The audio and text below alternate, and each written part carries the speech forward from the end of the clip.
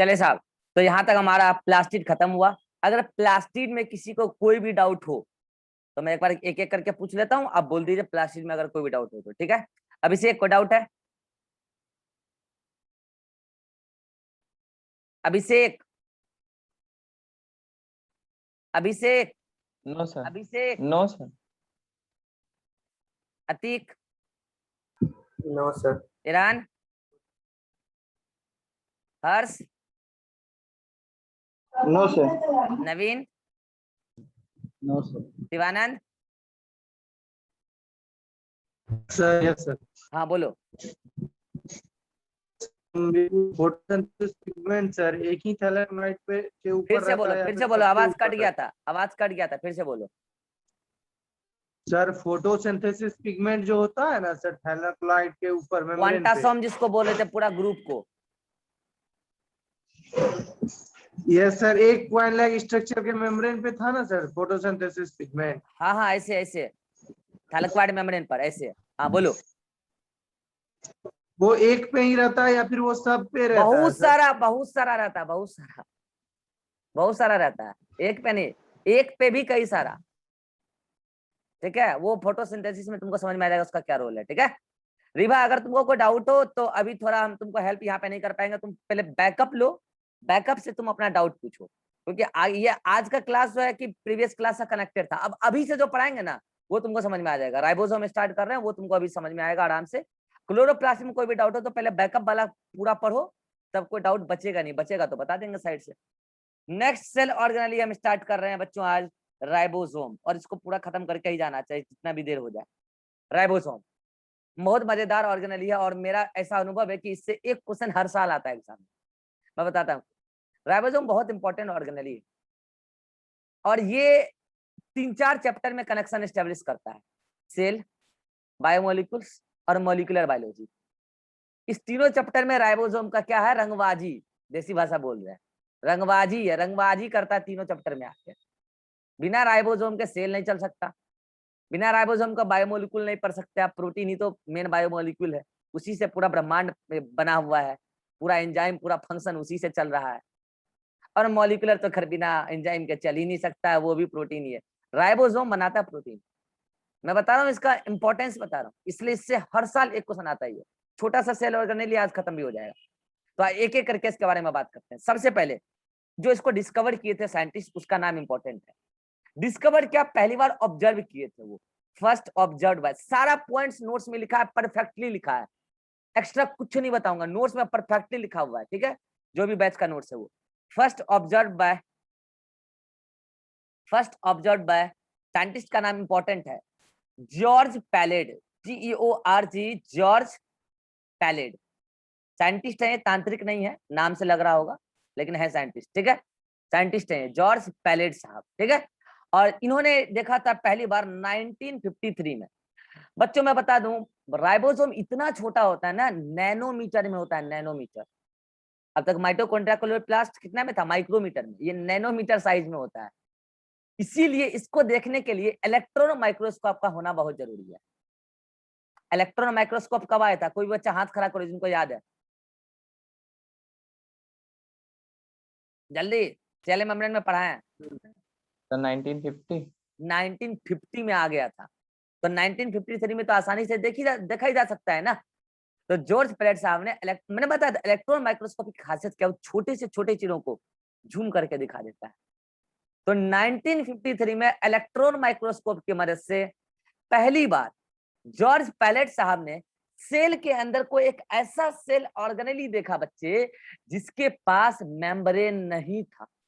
ये कौन सी बात हुई, मेम्ब्रेन नहीं था। अभी तक आपने क्या क्या पढ़ा, न्यूक्लियस पढ़ा, डबल मेम्ब्रेन, माइटोकॉन्ड्रिया पढ़ा, डबल मेम्ब्रेन, प्लास्टिड में तीनों टाइप का प्लास्टिड पढ़ लिया, डबल मेम्ब्रेन। लेकिन ये कौन सा स्ट्रक्चर है यार, सेल ऑर्गेनेली है। अच्छा, साइटोस्केलेटन जो आपने पढ़ा था वो सेल ऑर्गेनेली थोड़ी है, वो तो स्केलेटन है, सपोर्टिव स्ट्रक्चर है। ये सेल ऑर्गेनेली ऐसा है जिसमें मेम्ब्रेन नहीं है, तो इसको हम बोलते हैं बच्चों membrane less, membrane less cell organelle. मैं मेम्ब्रेन लेस सेल ऑर्गेनेली का एक और नाम बताया, कोई बच्चा हाथ खड़ा करके बता सकता है, जल्दी बोलो, हाथ खड़ा करो, हाथ खड़ा। जिनको याद हो। एक और मेम्ब्रेनलेस सेल ऑर्गेनेली का नाम बता चुका हूं।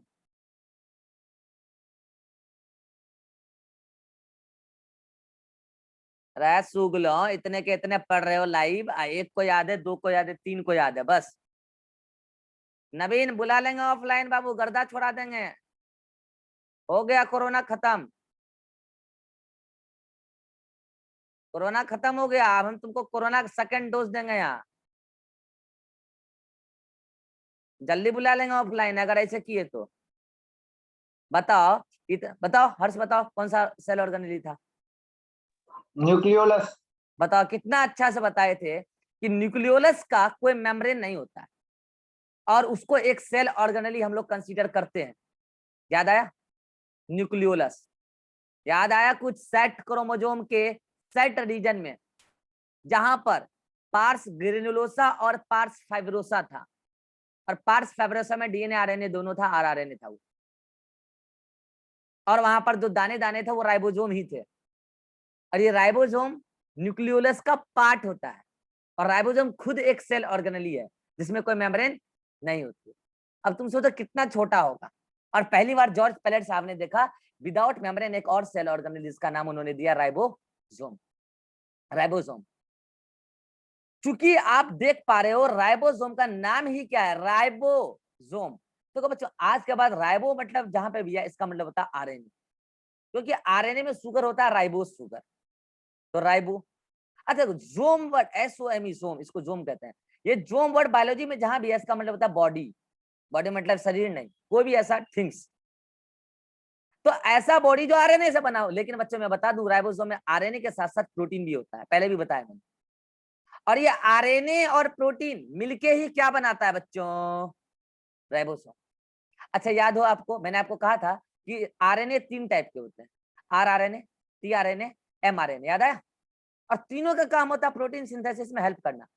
लेकिन जो राइबोसोम का हिस्सा ही बन जाएगा वो rRNA, नाम ही है उसका राइबोसोमल आरएनए। तो इस राइबोसोम में rRNA और साथ में कुछ प्रोटीन मिलकर पूरा का पूरा एक स्ट्रक्चर बनाते हैं जो जिसमें कोई मेम्ब्रेन नहीं होती है। बस rRNA और प्रोटीन एसोसिएट हो जाते हैं, इसका स्ट्रक्चर अभी हम देखेंगे विषय। और वही है क्या? राइबोसोम। तो क्या हम राइबोसोम को राइबो न्यूक्लियो प्रोटीन बोल सकते हैं? राइबो न्यूक्लियो मतलब ribo nucleic acid, ribo nucleo protein. अरे बोलो, बोल सकते हैं? अच्छा न्यूक्लियो प्रोटीन कहीं किसी और को भी बोला था क्या? किसी को कुछ याद हो तो हाथ खड़ा करो।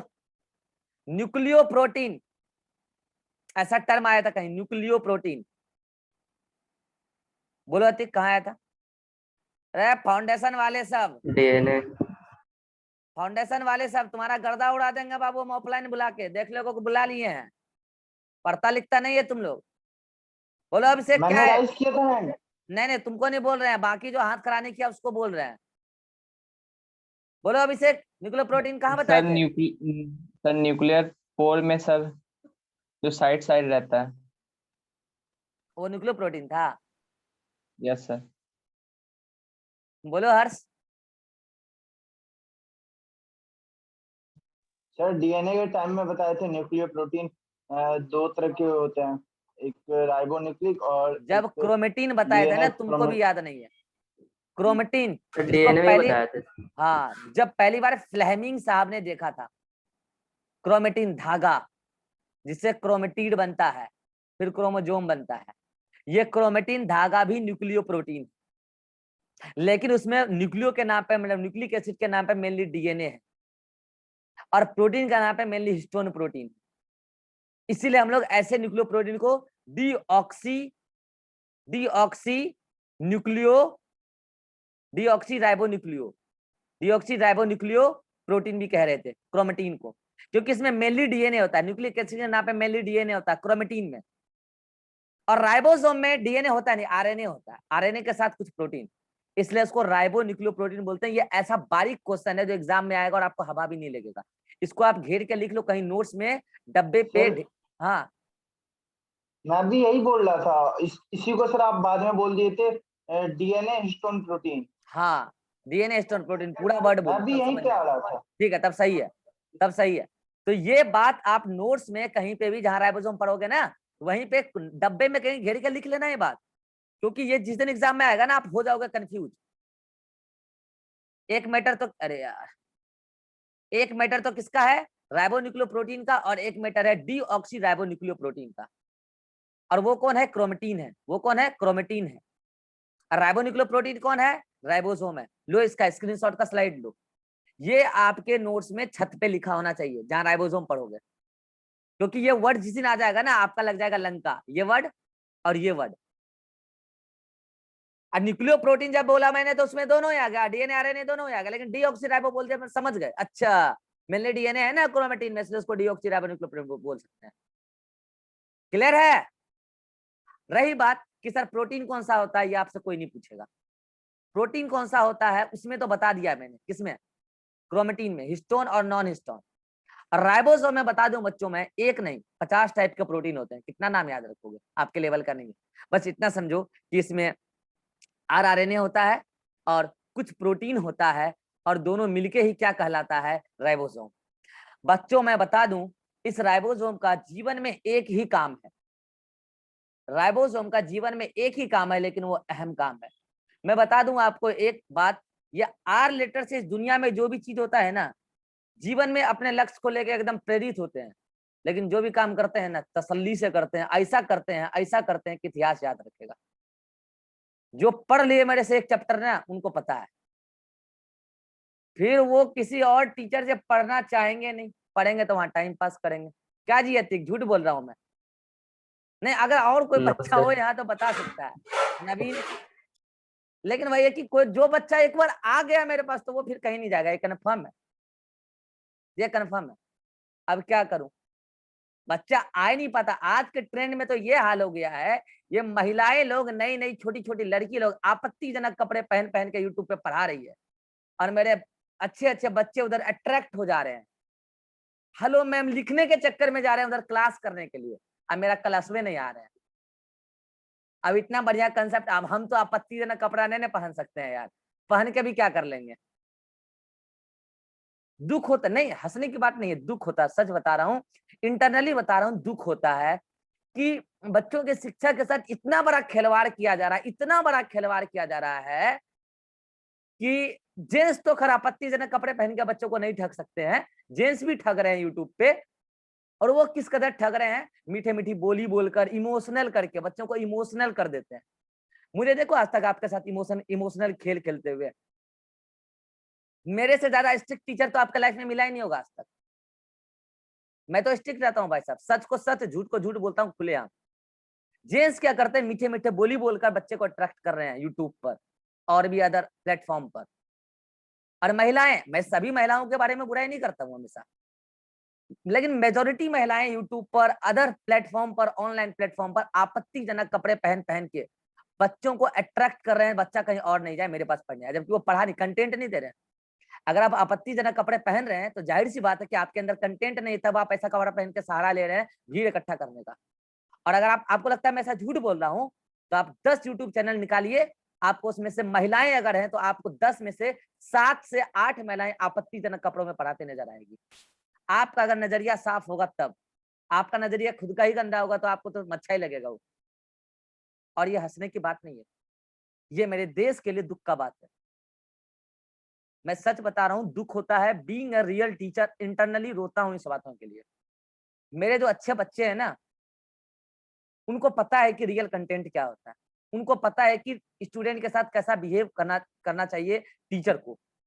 स्ट्रिक्टनेस ज्यादा जरूरी है, प्यार भी जरूरी है, स्ट्रिक्टनेस भी जरूरी है, लेकिन क्या बोलूं, वहां पे तो ये चल रहा, मैंने देखा है, मैंने टीचर को बोलते सुना ऑनलाइन प्लेटफॉर्म पे, मेरा डीपी लगाओ व्हाट्सएप पे, ये सुना, ये बोलते में मैंने सुना है, डीपी लगाओ। टीचर डांस करके सुना रहे हैं ऑनलाइन पे, मैंने देखा है, वीडियो देखा है, बोलो तो मैं लिंक भेज दूंगा। बच्चे कह रहे हैं सर शाहरुख खान वाला डांस करके दिखाओ, और टीचर नाच रहे हैं, लिटरली टीचर नाच रहे हैं गाना बजा के। हंसने वाली बात नहीं है, ये सीरियस मैटर है। मुझे दुख होता है इस चीज को देखकर, सच बता रहा हूँ मैं जब देखता हूँ ना अंदर से बहुत गुस्सा होता है। लिटरली टीचर डांस कर रहे हैं, गाना गा रहे हैं, गिटार बजा रहे हैं, लिटरली बच्चे के कहने पे।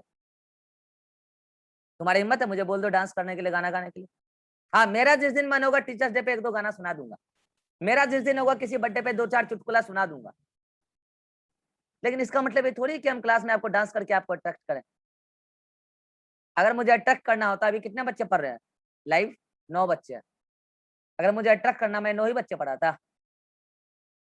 बोलो नहीं। लेकिन क्या बोलूं, दुख होता है मेरे में कुछ बच्चे जो मेरे से ऑलरेडी पहले पढ़ चुके हैं, वो रियल कंटेंट को जान चुके हैं क्या होता है, वो भी अनअकैडमी पे उस महिलाओं के आपत्तिजनक कपड़ों पर, वस्त्र पर अट्रैक्ट हो गए और वो उधर ही पढ़ते हैं, अब नहीं आते हैं इधर। दुख होता है। क्यों होता है दुख पता है? बच्चों के जहन में ये बैठ जाएगा, टीचिंग यही है। बच्चों के जहन में जिस दिन ये बैठ गया ना, टीचिंग यही है, उस दिन एक अच्छी महिला साड़ी पहन के भी आएगी ना पढ़ाने के लिए, अच्छा कंटेंट लेके, बच्चे उसको डिसलाइक कर देंगे। ये है रियल मैटर। और ये लड़कियों को खुद पता नहीं चल रहा है क्या हो रहा है। लड़कियां भी और उसको प्रमोट कर रही है, स्टाइलिश वे में आई है, न्यू मॉडर्न मैम आई है पढ़ाने के लिए। बहुत सारी महिलाएं अच्छा पढ़ा रही है, आप देखिए। मैं किसी संस्था का नाम नहीं लूंगा, लेकिन एक संस्था है, उसमें मैंने मेजोरिटी टीचर्स को देखा है एकदम वेल मेंटेन्ड डिसिप्लिन मैनर में आती है पढ़ाने के लिए।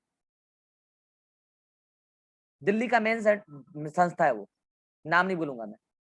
वहां पर मैंने देखा है बहुत सारे टीचर्स को वेल मेंटेन्ड कंडीशन में आती है पढ़ाने के लिए। और ये यूट्यूबर, और यूट्यूब पे जो नए ब्रांड आजकल फेमस हो रहे हैं, पता ही होगा आपको, नाम नहीं बोलूंगा मैं। भाई साहब, मुझे दुख होता है, सच बता रहा हूं। ऐसा नहीं कि मैं नहीं जा सकता उस ब्रांड में काम करने के लिए, मैं भी जाऊंगा।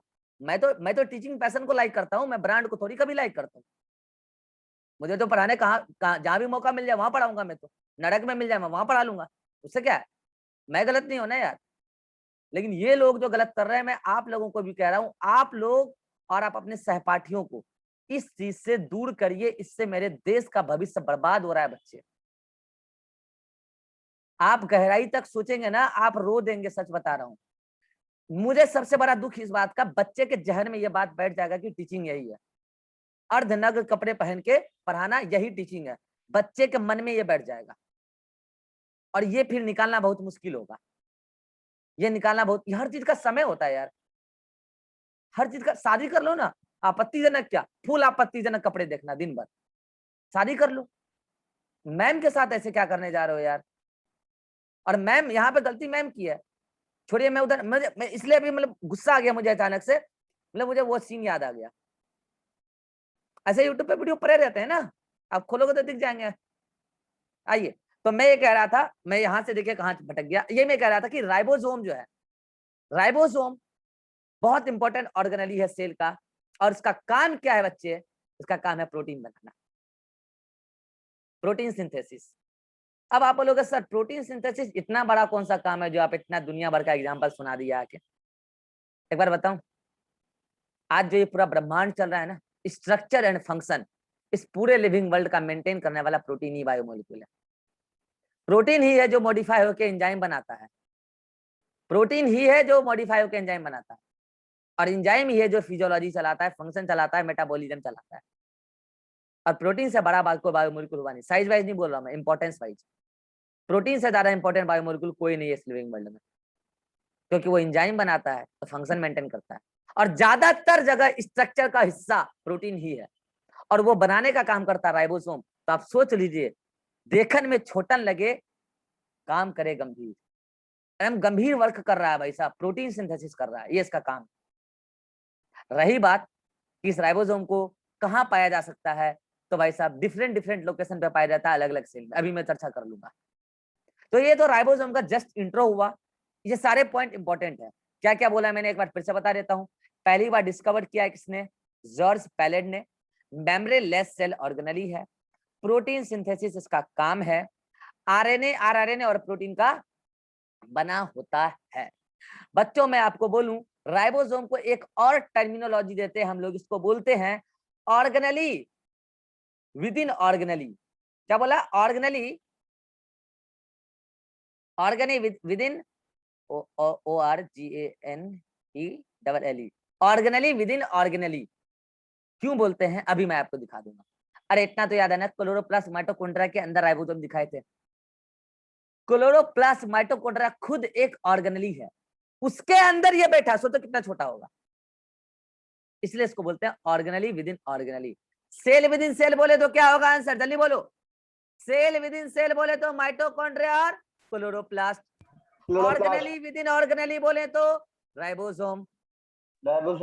अब मैं बताऊं बच्चों, इस राइबोसोम को चूंकि ये प्रोटीन सिंथेसिस करता है और प्रोटीन इस पूरे लिविंग वर्ल्ड को चलाता है, इसीलिए राइबोसोम को हम लोग एक और नाम से जानते हैं, इंजन ऑफ सेल। ये पॉइंट नोट्स में ऐड कर लेना, नहीं है। इस राइबोसोम को हम लोग known as engine of cell क्यों बोलते हैं, सुनिएगा। एक बात बताइए, अगर मैं बोलूं कि पावर हाउस ऑफ सेल, तो पावर हाउस का मतलब क्या होता है पता है, क्या होता है? पावर हाउस का मतलब ईंधन देना, ईंधन मतलब फ्यूल। और हमारे सेल का फ्यूल क्या है, बॉडी का फ्यूल क्या है, एटीपी, जिससे मिलता है एनर्जी। अच्छा, इंजन मतलब समझते हो? इंजन मतलब समझते हो? वो इंजन का मतलब होता है जो उस मशीन को चला रहा है। सेल एक मशीन है, उसका फ्यूल कौन देता है, माइटोकॉन्ड्रिया। लेकिन उस पूरे सेल को चलाने वाला इंजन राइबोसोम है। इंजन पता है किसको बोलते हैं? फ्यूल तो आप बाहर से भी दे दोगे, लेकिन इंजन वो चीज होता है जो बाहर से बहुत मुश्किल से चेंज हो सकता है, अंदर का चीज है वो। और वो ऐसा चीज बना रहा है इंजन, जो मॉडिफाई हो के सेल को चलाने के लिए इंपॉर्टेंट है। राइबोसोम प्रोटीन बना रहा है और प्रोटीन ही मेटाबॉलिक फंक्शन चला रहा है, और उसी मेटाबॉलिक फंक्शन से फिर फ्यूल मतलब एटीपी बन रहा है। मैंने बोला है एटीपी का सिंथेसिस ऑक्सीडेटिव फॉस्फोराइलेशन से होता है माइटोकॉन्ड्रिया पे, तो वो तो फ्यूल दे रहा है, इसलिए वो क्या है, माइटोकॉन्ड्रिया क्या है, power house of cell.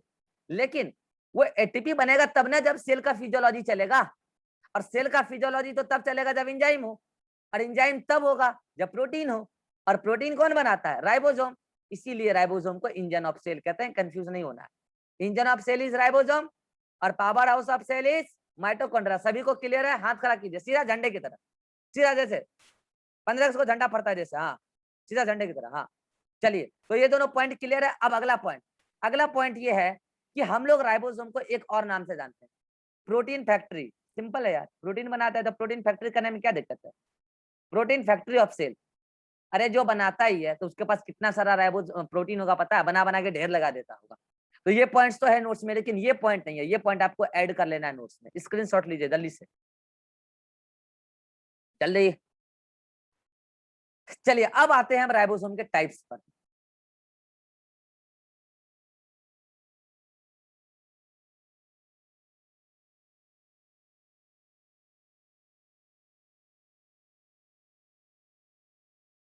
Types of ribosome बहुत सिंपल है यार, राइबोसोम बहुत टफ चीजें नहीं है, आराम से याद हो जाता है बच्चों को, ठीक है।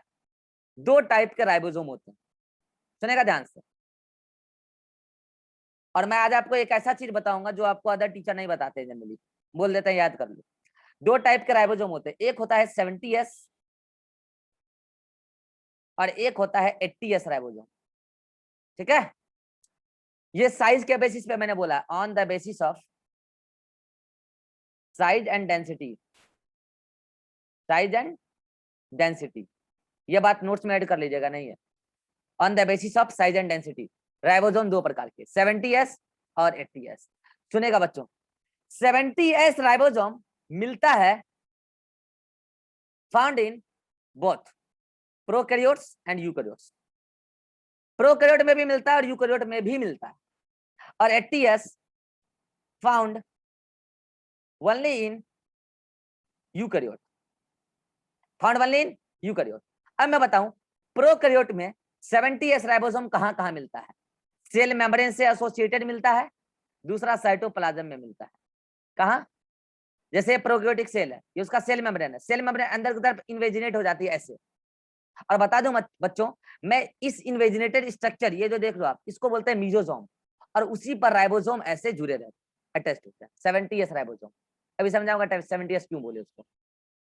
तो सेल मेम्ब्रेन से तो एसोसिएटेड है ही, बाकी कुछ राइबोसोम साइटोप्लाज्म में भी बिखरे पड़े होते हैं। तो ये प्रोकैरियोटिक के अंदर हो गया 70S राइबोसोम। सेल मेम्ब्रेन से भी एसोसिएटेड है और साइटोप्लाज्म में भी। रही बात कि 70s राइबोसोम यूकैरियोट्स में कहाँ होता है, तो यूकैरियोट्स में 70s राइबोसोम दो ही जगह होता है, एक माइटोकॉन्ड्रिया और एक प्लास्टिड। उसी में क्लोरोप्लास्ट आ गया, प्लास्टिड। प्लास्टिड और सेमी प्लास्टिड और माइटोकॉन्ड्रिया दोनों को सेमी ऑटोनॉमस सेल ऑर्गन कहते हैं, याद है ना, अपना अपना राइबोसोम डीएनए वगैरह होता है सभी प्लास्टिड के पास, तीनों के पास। तो माइटोकॉन्ड्रिया प्लास्टिड के अंदर बैठा होता है 70s राइबोसोम, अंदर उसके जो मैट्रिक्स है उसमें बैठा हुआ था, याद आया, माइटोकॉन्ड्रिया के मैट्रिक्स में और स्टोमा के स्टोमा के क्लोरोप्लास्ट के स्टोमा में। तो ये तो हो गया 70s राइबोसोम। और 80s राइबोसोम यूकैरियोट्स में कहाँ मिलता है, तो ये साइटोप्लाज्म में मिलता है।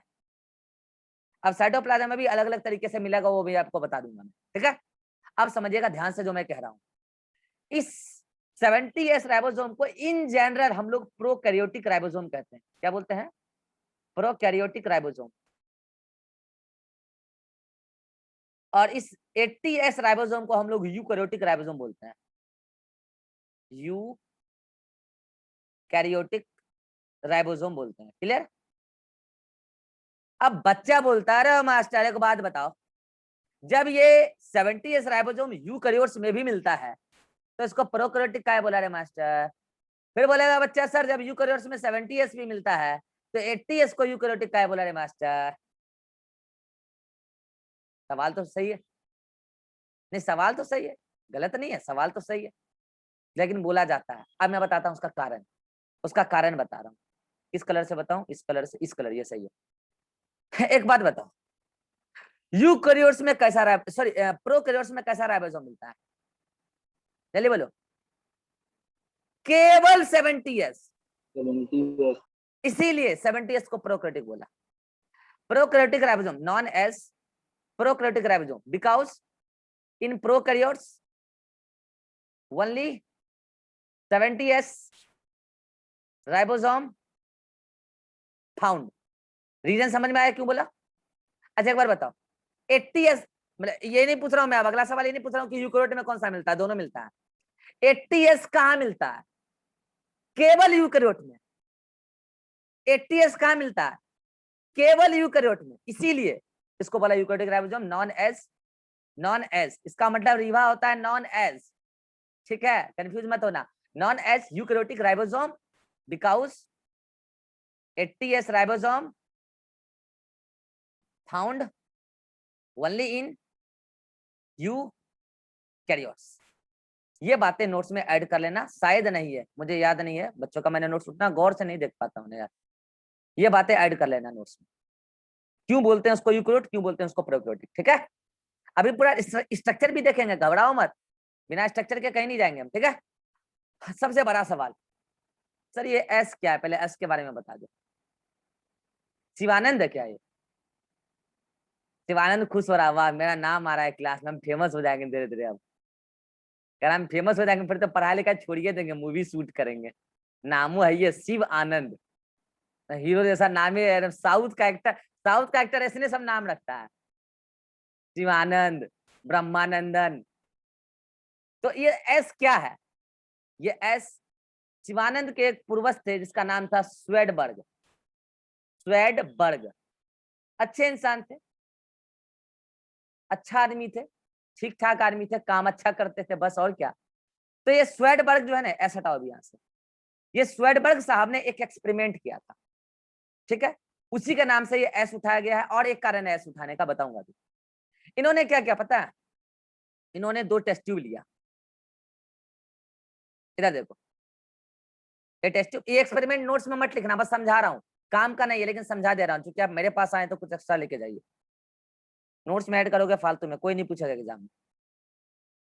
तो ये एक टेस्ट ट्यूब है, ठीक है, ये 2 टेस्ट ट्यूब है, राइट। तो उन्होंने क्या किया, एक बार इस टेस्ट ट्यूब में क्या किया, फ्लूइड वगैरह डाल दिया बहुत सारे, है। इसमें क्या किया उन्होंने, एक बार प्रोकैरियोटिक सेल डाला, क्या डाला, प्रोकैरियोटिक सेल डाला, ठीक है, और एक में डाला यूकैरियोटिक सेल। पीसी मतलब प्रोकैरियोटिक सेल, ईसी मतलब यूकैरियोटिक सेल। और ये सब बात की है, मतलब कि जब जॉर्ज पैलेट साहब ने ढूंढ लिया था राइबोसोम, उसके बाद की बात है। तो प्रोकैरियोटिक सेल जब डाला तो उसमें उसको क्या क्या सेल को पूरा डाइजेस्ट कर दिया। सेल को डाइजेस्ट करने वाले कुछ एंजाइम होते हैं, आपको बताऊंगा मैं 12th में बायोटेक में, ठीक है।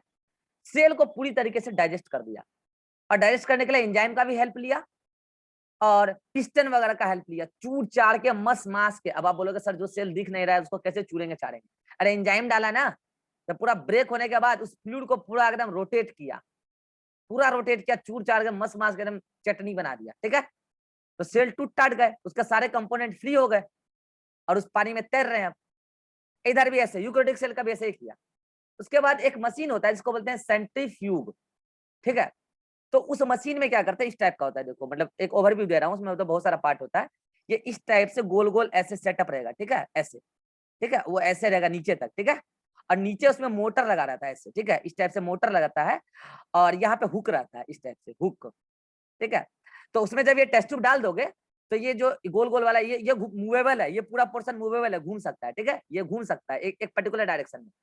तो उसमें जाके टेस्ट ट्यूब को रख दो, उसका ये हुक को कस दो, उस हुक कस आ जाएगा, ठीक है। उसके बाद उसका क्या बटन ऑन कर दो, तो ये घूमने लगेगा, ऐसे घूमेगा। जब ये घूमेगा तो इसके अंदर जो भी चीज आपको दिख रहा है, और ये इस डायरेक्शन में नहीं होता है, ये ऐसे नहीं होता, ये इस टाइप से, ये मैंने डायरेक्शन इस टाइप से होता है। मतलब आप टूर चार दिए ना, उसके बाद उसको ऐसे फिट कर दो उसमें, और ये ढक्कन को क्लोज कर दो, ठीक है। और उसके बाद ये जो है ये ऐसे होता है, ठीक है, ऐसे ये हुक इसको पकड़ लेगा, और उसके बाद ये घूमेगा एक पर्टिकुलर डायरेक्शन में, ऐसे घूमेगा, गर ऐसे ऐसे घूमेगा एक डायरेक्शन में। तो जब ये घूमेगा तो उस दौरान होगा क्या, इसके अंदर इस टाइप ऐसे समझो, ये है ना, ये ऐसे घूमेगा, देखना ऐसे ऐसे, समझ पा रहे हो, इस टाइप से डायरेक्शन समझ पाए। मतलब एक तरीके से जब ये घूमेगा तो उसको सेंट्रीफ्यूगल फोर्स मिलेगा। क्या मिलेगा? जो भी इसमें फ्लूइड है उसको सेंट्रीफ्यूगल फोर्स मिलेगा, राइट। तो उन्होंने खास करके उस दाने पर गौर किया, जो मोटे मोटे से दाने थे। बाद में उसको निकालने पे पता चला कि वो राइबोसोम था, पता चल गया वो राइबोसोम है। अब उन्होंने क्या किया, दोनों टेस्ट ट्यूब को फिर से एक्सपेरिमेंट किया, घुमाया अलग अलग जगह। उन्होंने गौर किया कि जब मैं इस वाले टेस्ट ट्यूब को घुमाता हूं तो राइबोसोम बड़ा जल्दी से इधर आ जाता है, समझ रहे हो? अरे सॉरी, राइबोसोम धीरे से इधर आता है, लेकिन जब यूकैरियोटिक वाला डालते हैं तो राइबोसोम तुरंत जल्दी से इधर आ जाता है। तो उन्होंने कैलकुलेशन निकाला, बोला कि देखिए एक्चुअल में क्या है ना, जिसका मास ज्यादा होता है उसको सेंट्रीफ्यूगल फोर्स ज्यादा मिलेगा, राइट बोल रहा हूं मैं। जिनका मास ज्यादा होता है उसको सेंट्रीफ्यूगल फोर्स ज्यादा मिलेगा घुमाने पे। यहाँ पे सेंट्रीफ्यूगल फोर्स मिल रहा है ना, घुमा रहे हैं, रोटेट कर रहे हैं, ठीक है। तो जिसका मास ज्यादा होता है सेंट्रीफ्यूगल फोर्स ज्यादा मिलेगा। तो उन्होंने कहा कि यूकैरियोटिक सेल के केस में हमको देखने को मिलता है कि राइबोसोम जल्दी से इधर आ जाता है। तो उन्होंने बोला कि एक्चुअल में यूकैरियोटिक राइबोसोम की जो है ना साइज और डेंसिटी, साइज एंड डेंसिटी ज्यादा है, कितना है नहीं पता, कितना नहीं पता, लेकिन ज्यादा है। और यूकैरियोटिक राइबोसोम का साइज और डेंसिटी कम है। ये उन्होंने किस बेसिस पे बोला, जल्दी बोलो? ये एक्सपेरिमेंट के बेसिस पे। क्या वो खुल के बोल पा रहे हैं साइज कितना है? जल्दी बोलो, क्या वो खुल के बोल पा रहे हैं? No sir. लेकिन वो इतना तो कह रहे हैं ना, साइज अधिक और कम, इतना तो कह रहे हैं ना, इतना तो कह रहे हैं ना। तो उन्होंने कौन सा मतलब कि मैथमेटिक्स लगाया, फोर्स वोर्स का, ठीक है, वो उतना डिटेल में नहीं जाना है, फोर्स वोर्स का लगाया मैथमेटिक्स। उन्होंने कहा कि जो 80s के केस में राइबोसोम जा रहा है, मैं उसको अगर यूनिट देना चाहूं कि ये किस, क्या हुआ, मीटिंग खत्म हो गया, टाइम तो है, हाँ हो गया हो गया। तो जो 80s राइबोसोम मतलब कि इसके यूकैरियोटिक सेल के केस में जो थोड़ा तेजी से भाग रहा है, इस किनारे की तरफ मूव कर रहा है, तो इसको मैं बोल रहा हूं 80s। और यहाँ पे एस का मतलब मेरा नाम का पहला लेटर होगा स्वेडबर्ग। और मैं ये इस बात को बताता हूं कि मैंने इनडायरेक्टली इस बात का पता लगा लिया कि यूकैरियोट्स के केस में जो राइबोसोम होते हैं वो जल्दी से मूव करते हैं, मतलब जल्दी से सेटल डाउन होते हैं। तो क्या आप इसको सेडिमेंटेशन भी कह सकते हैं? सेडिमेंटेशन का मतलब क्या होता है? बैठ जाना। तो उन्होंने बोला कि इस यूकैरियोटिक राइबोसोम को आप 80s के नाम से जानिएगा। और एस का मतलब, अगर मुझे सम्मान देना होगा, आपकी मन हो तो स्वेडबर्ग बोल दीजिएगा, और मुझे अगर सम्मान देने का मन नहीं होगा तो इसका मतलब सेडिमेंटेशन कोफिशिएंट बोल दीजिएगा। दोनों ही बात सही है। अगर उनको सम्मान दिया जाए तो स्वेडबर्ग भी उनका एस का मतलब है, और अगर सम्मान देने के साथ साथ और भी कुछ वर्ड बोले टेक्निकल, तो सेडिमेंटेशन कोफिशिएंट, कोफिशिएंट मतलब क्या, एक एक्सटेंट, मतलब कितना तेजी से एक्सटेंट होता है। अब एक बताओ, जो यहाँ घुमाने पर जितना जल्दी से उसको सेंट्रीफ्यूगल फोर्स मिल रहा है, तो अगर वो टेस्ट ट्यूब ऐसे रखे तो वो उतना ही जल्दी नीचे भी बैठेगा कि नहीं ग्रेविटेशनल फोर्स से, बोलो। सेडिमेंटेशन का मतलब क्या, बैठ जाना। तो अगर उसको घुमाए नहीं, टेस्ट ट्यूब को ऐसे छोड़ दें, तो राइबोसोम तुरंत बैठ जाएगा गलने के बाद। कहाँ 80S के केस में तुरंत बैठ जाएगा, यहाँ धीरे से बैठेगा। मतलब उन्होंने बोला कि यहाँ जो राइबोसोम है उसको बोले थोड़ा सा कम सेडिमेंटेशन कोएफिशिएंट, तो बोला 70S। उनको इतना ही डिफरेंस समझ में आया।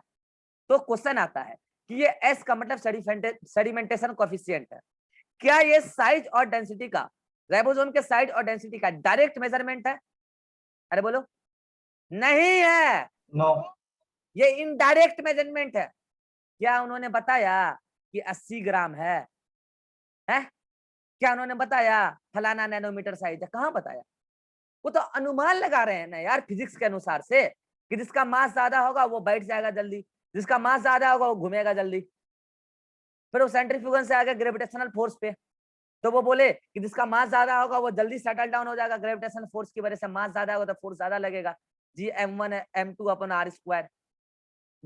सेंट्रीफ्यूगल में भी r स्क्वायर, वहां पे रेडियस सेम होगा लेकिन मास ज्यादा होगा, mr स्क्वायर। तो ये फोर्सेस के बेसिस पर उन्होंने ये एस यूनिट दिया, और ये एस यूनिट क्या है, स्वेडबर्ग यूनिट भी बोल सकते हो आप, और सेडिमेंटेशन कोएफिशिएंट भी बोल सकते हो, दोनों ही बात सही है। अब ये एक्सपेरिमेंट आपको लिखने की जरूरत नहीं है। अब देखिएगा उन्होंने क्या बोला कि 70S वाला जो है ये दो अलग अलग यूनिट से मिलके बनता है। एक बनता है ये 30S और एक बनता है 50S से मिलकर, और ये 60 वाला बनता है 40S और 60S से मिलकर।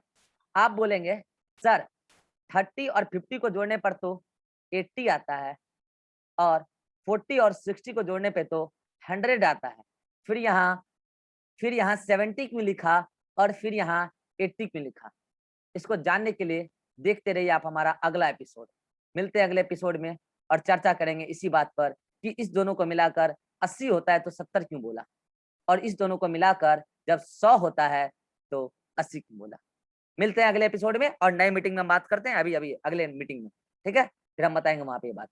चलिए स्क्रीनशॉट लेना है जल्दी से ले लीजिए, अगर लेना है तो। हाँ ये वाला जल्दी से नोट्स में ऐड करना है, गुलाबी वाला पॉइंट। 1 2 3 click, 1 2 3 click. नेक्स्ट ये गुलाबी वाला पॉइंट ऐड कर लेना, ज्यादा टिक लगा है। 1 2 3 क्लिक। ये एक्सपेरिमेंट आपको समझने की जरूरत नहीं है, ये स्वेडबर्ग साहब थे। कभी भी ये किसी न किसी जनरेशन में शिवानंद से अपना संबंध रखते होंगे, इसलिए स्वेडबर्ग कहला रहे हैं, ठीक है? ये एग्जाम में नहीं पूछा जाएगा। चलिए मिलते हैं नए मीटिंग में, ठीक है?